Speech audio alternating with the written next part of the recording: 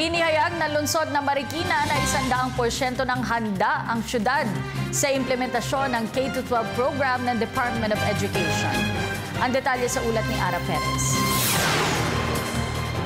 Sa 17 syudad sa Metro Manila, isa ang Marikina City sa mga pinakahanda sa kabuuang paglulunsad ng K-12 sa susunod na taon.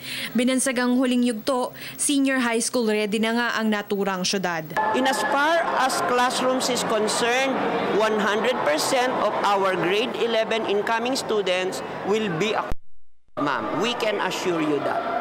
Pati mga magulang, K-12 ready na rin sa tulong ng voucher system na siyang kanilang pangtustos sa inaasahang gastusin sa senior high school.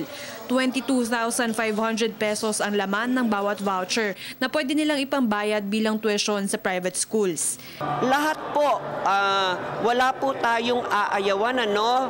Basta't mag-grade 11, gumraduate siya ng grade 10, mapapubliko man o pribado siya, makaka-avail po siya ng voucher.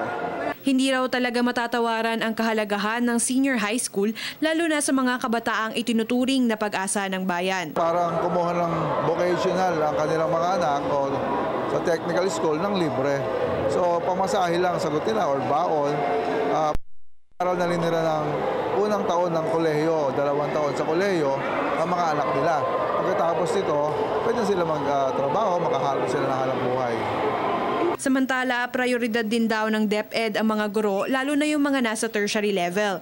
Kung hindi sila ma-absorb sa senior high school, may mga programang laan din para sa kanila. Pwede silang mag-research, pwede silang mag-study leave or scholarships. So, hindi naman kailangan ma-displace. And third, kung sakaling ma-displace at hindi ayaw rin nilang magturo sa senior high school ng DepEd, ang Department of Labor ay may sariling initiative para masalo naman sila. Para sa Telebisyon ng Bayan, Ara Perez.